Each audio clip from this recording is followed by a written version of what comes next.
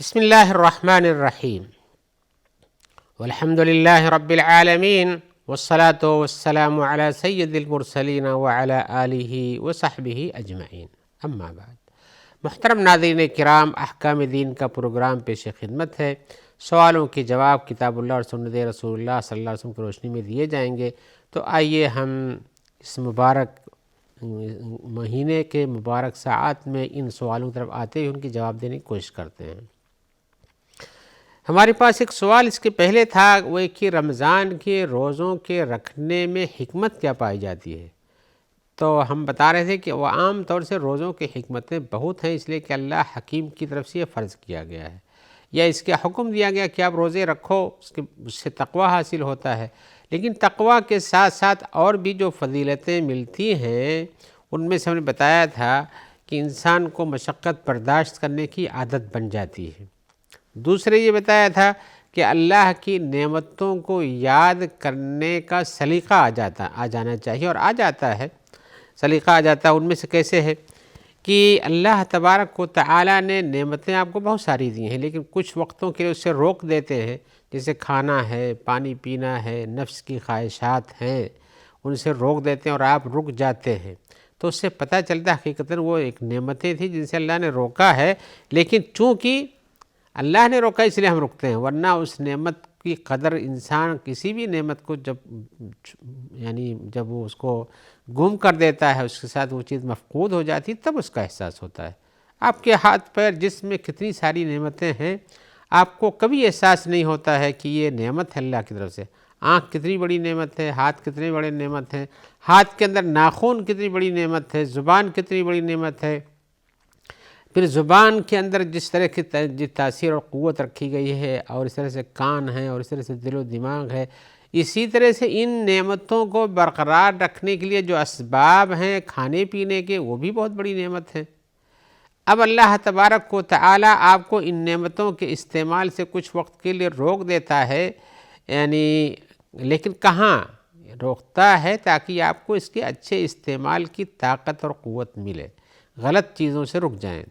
بیجا کھانا یہ غلط ہے، بہت زیادہ کھانا کھا لیتے جس سے انسان کے جسم اور پیٹ میں بہت ساری چیزیں ایسی بھر جاتی ہیں جو کہ نہیں مناسب ہوتی ہیں۔ پانی بھی ایسے ہی ہوتا ہے، زیادہ ہو جائے تو نقصان کر سکتا ہے۔ ایسے ہی انسان کا غلط طرف نگاہ کرنا، غلط انداز میں سوچنا، غلط طرح سے بات کرنا، غلط باتوں کو سننا، غلط کاموں کی طرف جانا، یہ سب بھی انسان کی طرف سے ان نعمتوں کی ناقدری بن جاتی ہے جن کو اللہ نے دیا ہے۔ لہذا جب آپ رمضان کا یا کوئی دوسرا بھی روزہ رکھتے ہیں تو آپ کے اوپر ضروری ہے کہ آپ ان چیزوں سے باز آ جائیں، تاکہ یہ سمجھیں کہ اللہ نے جو نعمتیں دی ان کا استعمال صحیح ہونا چاہیے، اور دوسرے یہ بھی سوچیں کہ اللہ نے ان نعمتوں کو جنہیں نہیں دیا ہے، جیسے کھانا اور پانی ہے، اس طرح سے اور بھی خواہشات نفس ہیں، اور بھی چیزیں ہیں جن کو انسان دوسرے جو محروم ہوتے ہیں ان کے پاس یہ کتنی بڑی نعمت ہوتی ہے، لیکن ہمارے پاس ہے، ہم نہیں سوچتے کبھی۔ لیکن اگر یہ چھین لی جائے تب احساس ہوتا ہے کہ ہمارے پاس تو اب یہ نہیں ہے، ہمارے پاس وہ نہیں۔ حالانکہ اللہ تعالیٰ جب کوئی نعمت چھین لیتے ہیں تو اس کے لیے اس کو چھوٹ بھی دیتے ہیں کہ جب تمہارے پاس یہ نعمت نہیں، تم کو یہ فلاں چیز کی آزادی ہے، پیر نہیں ہے تو بیٹھ کے کھڑے ہو کر پڑھنے نہیں، بیٹھ کے نماز پڑھو۔ روزے میں بیمار ہو تو آپ روزہ نہیں رکھو، بعد میں رکھو کسی بیماری کو، جیسے یہ سب چیزیں ہوتی ہیں۔ تو اللہ کی جانب سے جو نعمتیں ملی ہوئی ہیں ان کی قدر سوچنے کا موقع ملتا ہے۔ آپ ایک سانس لیتے ہیں، سانس کا کبھی احساس آپ نے کیا کہ کتنی بڑی نعمت ہے؟ کتنی بڑی نعمت ہے۔ ایک ہی سانس نہ آئے تو کیا کیا پریشانی ہو جاتی ہے۔ آپ کی سانس بند ہو جائے تو پریشانی، زیادہ تیز ہو جائے تو پریشانی، اور سانس کے اندر کہیں نالی میں کوئی چیز پھنس جائے تو پریشانی، ایک پتلی سی نالی میں کوئی چیز بڑھ جائے، پھنس جائے تو پریشانی۔ لیکن کب احساس ہوتا ہے؟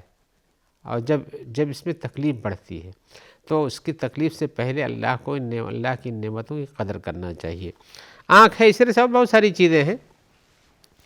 دوسرے یہ ہے کہ ان چیزوں کے آدمی جب بھوکا ہوتا ہے یا پیاسا ہوتا ہے، اور اسے بھوک اور پیاس کی شدت کی تکلیف محسوس ہوتی ہے،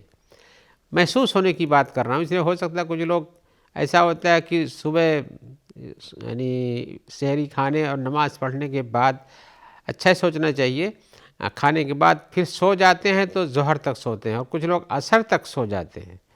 اور وہ اے سی میں سوتے ہیں، انہیں احساس ہی نہیں ہوتا کہ ہم کو بھوک لگی ہے یا پیاس لگی ہے۔ لیکن ان لوگوں کا بھی سوچنا چاہیے جن کو ایسے مواقع میسر نہیں ہیں، ان کو کتنی تکلیف ہوتی، پھر بھی وہ روزہ رکھتے ہیں، تو ان کے ایمان اور ان کے صبر کا امتحان ہوتا ہے۔ تو ایسے انسان کو ان چیزوں کی قدر جاننا چاہیے کہ بھائی بھوکا رہنا، پیاسا رہنا، اس کے ذریعے سے کتنی تکلیف ہوتی ہے۔ ہمیں احساس نہیں ہوتا لیکن غیروں کو تو احساس ہوتا ہے۔ آپ کو بھی کبھی ایسا موقع پڑ جائے تو پھر انسان کو پتہ چلتا ہے کہ ہم نے اپنی زندگی میں مشقتوں کے برداشت کرنے کی عادت ہی نہیں ڈالی ہے۔ کیسے ہیں وہ لوگ جو صحرا میں چلے جاتے ہیں اور کبھی اتفاق سے گاڑی پھنس جاتی ہے اور ان کو نکلنے اور وہاں گاڑی اپنے پاس سے مدد بلانے میں ٹائم لگ جاتا ہے، پھر بھوکے بھی رہتے ہیں، پیاسے بھی رہتے ہیں، محنت کر کے تھک بھی جاتے ہیں، تھک کے چور ہو جاتے ہیں، لیکن اس وقت احساس ہوتا ہے کہ ہمارے پاس تنعم پرستی بہت ہے، نعمتوں میں پلے بڑھے، ہمیں احساس نہیں، لہذا دوسروں کی تکلیف کا احساس بھی رکھنا چاہیے، اور روزے سے خاص طور سے یہ چیز ملتی ہے۔ اور یہی وجہ ہے کہ رسول اللہ صلی اللہ علیہ وسلم رمضان کے مہینے میں بہت کثرت سے جود و سخا کرتے تھے، غریبوں کو دیتے تھے، لوگوں کے لیے کام آتے تھے، ان کی بھوک پیاس کا احساس رکھتے تھے۔ حضرت عبداللہ بن عباس کی حدیث ہے کہ رسول اللہ صلی اللہ علیہ وسلم تو ویسے ہی بہت بڑے سخی تھے، لیکن آپ کی سخاوت رمضان کے مہینے میں بہت بے حد بڑھ جاتی تھی، خاص طور سے جب حضرت جبریل آپ کے ساتھ آ کے قرآن مجید کا دور کرتے تھے۔ تو گویا کہ قرآن مجید اور بھوک پیاس یہ ساری چیزیں آپ کو سکھاتی ہیں کہ آپ کو سخی ہونا چاہیے، اور اس سے پرہیز نہیں کرنا چاہیے کہ دوسروں کے پاس ہے جو کچھ نہیں ہے تو ہمیں کیا فرق پڑتا ہے۔ آپ کو ان کا احساس رکھنا چاہیے، جود و سخا سے کام لینا چاہیے۔ اور بہت ساری فضیلتیں ہیں، ہم دنیاوی اعتبار سے، جسمانی اعتبار سے کیا کیا فائدے ہیں، کیا کیا حکمتیں روزے میں پوشیدہ ہوتی ہیں، ہم اس طرف نہیں جائیں گے، آپ خود ان کو جانتے اور پڑھتے ہوں گے کہ بہت سارے لوگوں کی بہت ساری بیماریوں کا علاج بھی روزے ہی سے ہوتا ہے، ہم ان تفصیل میں نہیں جانا چاہتے۔ آئیے ہم ایک اور سوال کی طرف آتے ہیں۔ سوال میں ہمارے بھائی پوچھ رہے ہیں کہ عام طور سے روزوں کی کیا فضیلت ہے، یعنی شریعت میں اس کے کیا فائدے اور ثواب ہوتے ہیں، اور خاص طور سے رمضان کے روزوں کی کیا فضیلت ہے، یعنی عام طور سے روزوں کی فضیلت اور خصوصاً رمضان کے روزوں کی فضیلت کے بارے میں پوچھتے ہیں۔ ہم روزہ جب کہتے ہیں تو اس سے میری مراد وہی لفظ سیام اور صوم ہوتا ہے۔ تو جواب میں ہم کہتے ہیں کہ اس سلسلے میں فضیلتوں کو سمجھنے کے لیے ہم کوئی فضیلت اپنے سے تو نہیں بیان کر سکتے، جیسے بہت سارے لوگ ہیں کچھ حدیثیں گڑھ لیتے ہیں، کچھ بات کہہ دیتے ہیں اور رسول کی طرف بھی منسوب کر دیتے ہیں کہ آپ اتنا اتنا کرو گے تو آپ کو اتنا اتنا عمرے کا ثواب، اتنا حج کا ثواب، یہ سب مل جائے گا۔ ایسے نہیں، ان فضیلتوں کو ثابت ہونے کے لیے صحیح حدیثوں کا پایا جانا ضروری ہے، قرآن مجید کی آیتوں سے استدلال کرنا ضروری ہے۔ تو آئیے ہم ان فضیلتوں کے لیے حدیثوں سے استدلال کرتے ہیں۔ قرآن مجید کی تو چند آیتیں ہیں جن میں اس روزوں کا تذکرہ آیا ہوا ہے، خاص طور سے یہ ہے کہ اور روزے ہیں جو کفارے وغیرہ کے روزے ہوتے ہیں، ان تفصیل میں نہیں جانا چاہتے ہیں، تو عام روزوں کی فضیلت میں جو حدیثیں وارد ہیں ان کو ہم تھوڑا تھوڑا کر کے سنا دیتے ہیں آپ کو۔ ان میں سے حضرت ابو ہریرہ کی حدیث ہے جو بہت ہی مشہور ہے اور حدیث کی تقریباً سبھی کتابوں میں پائی جاتی ہے۔ ان کے الفاظ یہ ہیں کہ رسول اللہ صلی اللہ علیہ وسلم کہتے ہیں کہ اللہ تعالیٰ فرماتے ہیں، یعنی گویا کہ جیسے ایک صحابی رسول سے روایت کر کے رسول اللہ صلی اللہ علیہ وسلم فرماتے ہیں، اس میں رسول اللہ صلی اللہ علیہ وسلم کہتے ہیں کہ اللہ تعالیٰ فرماتے ہیں، اللہ تعالیٰ سے اس حدیث کو نقل کرتے ہیں۔ قال اللہ عز و جل، اللہ تعالیٰ فرماتے ہیں کل عمل ابن آدم لہ الا الصیام، آدم کے اولاد کے سارے عمل، نیک عمل مراد ہیں، سب اس کے لیے ہوتے ہیں، یعنی اس کا ثواب ان کے لیے مرتب ہے، دیا جاتا ہے، الا الصیام، سوائے روزوں کے، الا الصیام، سوائے صوم کے، فإنہ لی وأنا اجزی بہ، بس بے شک وہ میرے ہی لیے خاص رکھتا ہے اور میں ہی اس کا بدلہ دوں گا۔ اس حدیث کے اندر اگر آپ غور کریں گے کہ سارے اعمال کا ثواب تو اللہ تعالیٰ نے مرتب کیا، اس پہ جیسے پڑھے گا نماز تو اس کو یہ ثواب ملے گا اور یہ ملے گا، روزہ زکوٰۃ دے گا تو یہ ملے گا، لیکن روزے کا بھی ثواب بہت سی جگہوں پہ بیان کیا گیا حدیثوں میں نہیں کہتا نہیں بیان کیا، اس کے علاوہ بھی، لیکن یہ لفظ جو خاص طور سے ہے کہ میرے لیے اور میں ہی اس کا بدلہ دوں گا، یہاں یہ دیکھنا چاہیے کہ دینے والا کون ہے۔ اللہ تعالیٰ فرماتے ہیں میں ہی دوں گا، تو دینے والا اللہ تبارک و تعالیٰ کا ہے، جن کے ہاتھ میں سب کچھ ہے، جن کے ہاتھ میں ساری دنیا کی دولت، آخرت دنیا کا سب کچھ ان کے ہاتھ میں، جس کو چاہیں جتنا دے دیں، تو انسان کو جتنی چاہیں نعمت عطا کر دیں، تو اس کا بدلہ ایک کے بدلے میں 10 دیں، 10 کے بجائے 100 دیں، 100 دیں، 700 دیں، 1000 دیں، 7000 دیں، جتنا چاہیں دے دیں، ان کو کون روکنے ٹوکنے والا ہے؟ تو اللہ کا یہ فرمانا کہ میں ہی اس کا بدلہ دوں گا، یہ گویا کہ روزوں کا بدلہ اللہ تبارک و تعالیٰ کے نزدیک بے حساب و کتاب ہے۔ اللہ نے کچھ کہا نہیں کہ میں 700 دوں گا، 7000 دوں گا، کہا میں دوں گا۔ اب اللہ تعالیٰ کیا دے دیں گے؟ اور آپ جانتے ہیں کہ جو جتنا ہی بڑا ہوتا ہے اتنا ہی زیادہ عطا کرتا ہے۔ ایسا نہیں جس کے پاس نہیں کچھ وہ کیا دے گا، لیکن جس کے پاس سب کچھ ہے وہ کتنا دے گا اس کا کچھ اندازہ نہیں ہے۔ تو اس اجر عظیم کا حصول اللہ کی جانب سے روزے داروں کو ملتا ہے، یہ بہت بڑا فضل ہے روزوں کا۔ اسی طرح سے رسول اللہ صلی اللہ علیہ وسلم نے فرمایا ہے الصیام جنتن، چھوٹا سا لفظ ہے کہ صیام روزے جن کو ہم کہتے ہیں یہ ڈھال ہوتے ہیں۔ اب یہ ڈھال ہوتے ہیں کن چیزوں سے؟ آپ اس میں تصور کریں گے کیا چیز ڈھال ہوتی ہے، تو دیکھیں کہ انسان اس کے ذریعے سے اپنے، جیسے کوئی تلوار چلاتا ہے، تیر چلاتا ہے، تو ڈھال اس کے ذریعے سے، جسے پرانے ہتھیاروں میں سے تھا، اس سے روکتے ہیں، آنے والی چیزوں کو روک لیتے ہیں۔ اگر وہ مضبوط ڈھال ہے تو آنے والی گولیوں کو بھی روک سکتا ہے، کسی بھی حملے کو، کسی بھی چیز کو روک سکتا ہے، اس پہ جسم پہ لگ جائے وہیں رکھ کے وہ چیز لوٹ جاتی ہے۔ تو ایسے روزہ بھی انسان کے جسم پر جب وہ روزہ ہوتا ہے تو ایسا رہتا ہے کہ کوئی بھی برائی آنا چاہتی ہے تو وہ اس کو دھکا مار دیتا ہے، روک دیتا ہے، اس طرح سے ڈھال ہے۔ اسی لیے رسول اللہ صلی اللہ علیہ وسلم نے اس کے بعد فرمایا ہے کہ جب ڈھال ہے تو جب کسی انسان کے روزے کا دن ہو تو اسے غلط بات اپنی زبان سے نہیں کہنا چاہیے، اور نہ شور و شرابہ اور چیخ و پکار کرنا چاہیے، یعنی اس کے اندر وقار ہونا چاہیے، اس کے اندر تمکنت ہونا چاہیے، اس کے اندر پرہیزگاری نظر آنی چاہیے، تو کوئی غلط بات نہیں بولنا چاہیے، یا ایسی بیکار باتیں ادھر ادھر کی جو بیکار ہوتی ہیں ان کے بعد نہیں جانا چاہیے، اور اس طرح کی غلط آوازوں کو نکالنا، فلا یسخب بھی لفظ ہے، اس میں سخب نہ کرے، شور شرابہ نہ کرے، تو اس سے بچا۔ بلکہ آپ نے بتایا، اس کو طریقہ بھی بتایا، یہ ڈھال بنتا ہے اگر تمہیں سے کوئی گالی گلوچ کرنا لگے، تو گالی گلوچ کرتا ہے تو آدمی بھی ناراض ہوتا ہے کہ کیوں ہم بلا ضرورت ہم کو گالی دے رہا ہے، تو اگر کوئی بات ہے تو اس کو روک، بجائے اس کے کہ گالی کا جواب گالی سے دے، یا سختی سے دے، یا جھڑک کر دے، یا اس کو ڈانٹ پھٹکار سے دے، بلکہ آپ نے کہا او قاتلہ ہو، یا اس سے پوری طرح سے جھگڑے میں آ جائے، فلیقل انی صائم، تو اسے کہنا چاہیے کہ میں روزے سے ہوں، میں روزہ دار ہوں، میں صائم ہوں۔ گویا کہ صائم ہونا میرا یہ ڈھال بنا ہوا، مجھ سے میری طرف سے غلط بات نہیں جا سکتی، نہ میں تمہاری غلط بات کا کوئی اثر لیتا ہوں، جاؤ تم اپنے راستے پہ۔ تو یہ ہے اس روزے کا یہ ڈھال بننا ہے۔ اور پھر آپ کی ایک حدیث میں بھی ہے کہ جو آدمی روزہ رکھتا ہے تو اس کے روزے کی جو منہ کی جو روزہ رکھنے سے دن بھر پانی گلے میں نہیں جاتا ہے، وہاں کوئی صفائی نہیں ہونے پاتی ہے، تو اس سے ایک بو آنے لگتی ہے۔ تو رسول نے فرمایا والذی نفس محمد بیدہ لخلوف فم الصائم، محمد صلی اللہ علیہ وسلم کی جسم کہہ رہے ہیں کہ جس کے قبضے میں میری جان ہے، یہ روزے دار کے منہ کی بو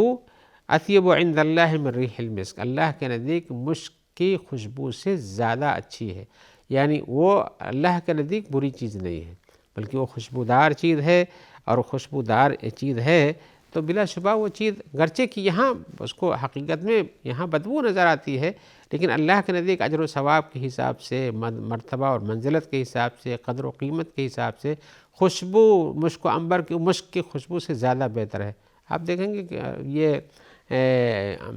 شہیدوں کے خون کو دھویا نہیں جاتا، اس لیے کہ اللہ کے نزدیک اس کی بڑی اہمیت ہے، اسی خون کے ساتھ اٹھائے جائیں گے۔ اور ایک حدیث میں آیا ہے کہ اس روزے دار کے لیے دو خوشیاں ہوتی ہیں، ایک تو جب وہ روزہ پورا کر لیتا ہے، افطاری کرتا ہے، اور جب وہ اپنے رب سے ملے گا تب، یعنی افطاری کر لینا اس کا ایک اچھا ایک بڑا عظیم کام کیا ثواب کا، اور اللہ سے جب ملے گا تو بہت عظیم ثواب بھی پائے گا۔ یہ دو خوشیاں ہیں۔ ایسے ہی روزے کے بارے میں بھی بتایا گیا کہ ہر انسان کے ہر عمل نیک عمل کا ثواب ملتا ہے، ایک کا بدلہ 10 ملتا ہے، اور کبھی کبھی وہ 10 کے بجائے 10 سے 700 ہو جاتا ہے، تو یہاں تک 700 گنا زیادہ ملتا ہے۔ لیکن روزے کے بارے میں تعالیٰ نے بتایا کہ میرے لیے میں ہی سب اس کا بدلہ دیتا ہوں، تو اس کا تو بے حد و حساب ہے۔ ایسے ہی اور بھی حدیثوں میں آیا ہوا ہے، ہم ان ساری حدیثوں کو یہاں نہیں بیان کر سکتے ہیں، لیکن آئیے ہم یہ بتانا چاہتے ہیں کہ اس کے ایک ثواب میں سے کہ اللہ تعالیٰ اس کے سے جہنم کو دور کر دیتے ہیں، جہنم اور اس کے درمیان فاصلہ بنا دیتے ہیں۔ ایک حدیث میں بعد اللہ وجہ عن النار 70 خریفا، اللہ تعالیٰ اس کے چہرے کو، اس کے جسم کو جہنم سے 70 خریف 70 سال کی دوری پر کر دیتے ہیں۔ تو یہ ہے۔ ایسے ہی ایک حدیث میں آیا ہوا ہے کہ قرآن اور روزہ یہ آدمی کے لیے قیامت کے دن شفاعت کریں گے، اور یہ بہت بڑی چیز ہے کہ انسان کی شفاعت کے لیے اس کا عمل آگے بڑھ کے جاتا ہو۔ کون سا عمل؟ قرآن مجید کی تلاوت کرنا اور اسی طرح سے روزہ رکھنا۔ حدیث میں تفصیل بھی دی گئی ہے کہ کیسے کریں گے وہ لوگ، کیسے ان کی شفاعت ہوگی، کیا عذر پیش کریں گے، کیسے اللہ کے ہاں رکھیں گے بات کو۔ تو آیا ہوا ہے کہ یقول الصیام، روزہ کہے گا اے رب منعتہ الطعام والشہوات بالنہار، اے رب ہم نے اس کو کھانے پینے سے اور اپنی نفسانی خواہشات کے پورا کرنے سے دن میں روک دیا ہم نے، تو فشفعنی فیہ، تو میری شفاعت اس کے بارے میں قبول کر لے۔ ایسے قرآن مجید بھی کہے گا کہ اللہ تعالیٰ ہم نے اس کو رات میں سونے سے روک دیا، یہ قرآن مجید کی تلاوت کرتا تھا، تو میری شفاعت اس میں قبول کر لے۔ حدیث میں فیشفعان، ان دونوں کی شفاعت اللہ کے ہاں قبول کر لی جائے گی۔ یہ کہاں سے ہے؟ یہ عمل آپ کے ذریعے پیدا ہوتا ہے، آپ کرتے ہیں تو آپ وہ قرآن اور اسی طرح سے روزہ یہ آپ کی شفاعت کا ذریعہ بن جاتے ہیں۔ اور اسی طرح سے اور بھی حدیثیں آئی ہوئی ہیں۔ ایک حدیث میں آیا ہوا ہے کہ رسول اللہ صلی اللہ علیہ وسلم سے حضرت ابو امامہ باہلی نے پوچھا کہ مجھ کو ایسا کچھ کام بتا دی جس کو میں کروں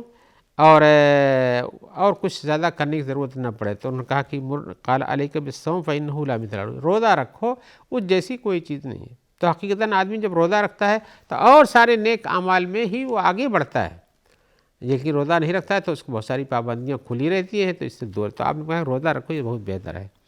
آپ کے سوال کا ایک ٹکڑا یہ بھی تھا کہ رمضان کے روزوں کی خاصی خصوصیت کیا ہے، تو حقیقتاً رمضان کے روزوں کی خاصی خصوصیت تو بہت ساری بیان کی جاتی ہیں اور آپ نے بارہا سنا بھی ہوگا، ہم ان کی زیادہ تفصیل میں نہیں جائیں گے، لیکن اگر موقع ملا تو انشاءاللہ کسی اور حلقے میں آپ کے سامنے کچھ چیزیں ہی بیان کریں گے تاکہ آپ کو اس کی ایک اہمیت کا اندازہ ہو سکے۔ جب تک کے لیے ہم اجازت چاہتے ہیں، وہ امید رکھتے ہیں کہ انشاءاللہ تعالیٰ آپ کے نیک کاموں کو قبول فرمائیں گے، ہم لوگوں کو بھی اس کی توفیق دیں گے، اور جو لوگ آپ تک اس پروگرام کے پہنچانے میں تعاون کرتے ہیں اللہ تعالیٰ ان سب کے بھی مددگار رہیں گے۔ السلام علیکم ورحمۃ اللہ وبرکاتہ۔